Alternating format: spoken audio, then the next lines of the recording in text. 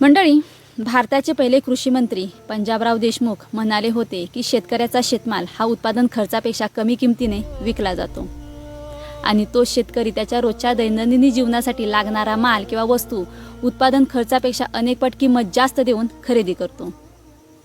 1992ला एका खटल्याच्या निकालात सुप्रीम कोर्ट बोललं होतं की एकमेव शेतकरी असा व्यक्ती आहे जो प्रामाणिकपणाने आपलं कर्ज फेडतो, पण त्याची शेती ही हंगामी व निसर्गाच्या भरोशावरती असल्यामुळे त्याचं कर्ज थकतं, म्हणून त्याच्यावर चक्रवाढ व्याज लावू नये।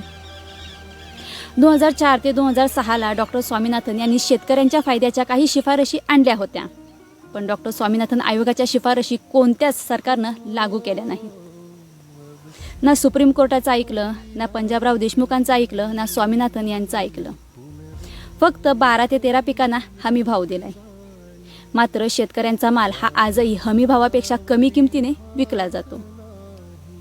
आता सगळीकडे जगभर ओरडून ओरडून सांगायचं की आमची खुली अर्थव्यवस्था आहे।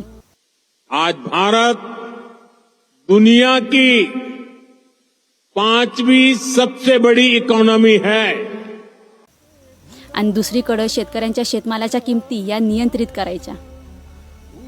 या व्यवस्थेने असं जे शेतकऱ्याचं रक्त पिलंय की तो शेतकरी जगू शकत नाही।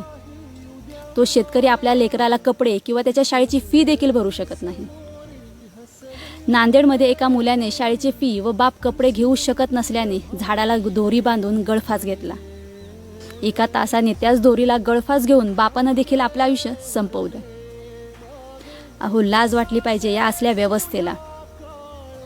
मोफत शिक्षणाचा अधिकार संविधानाने दिलेला असताना देखील तुम्ही जर फी घेऊन शिक्षण देत असाल तर तुमचं राजकारण चुलीत घाला। असं शेतकऱ्याला छळून, त्याला त्रास देऊन, त्याला मारून तुम्ही कधीच मोठी अर्थव्यवस्था होऊ शकणार नाही।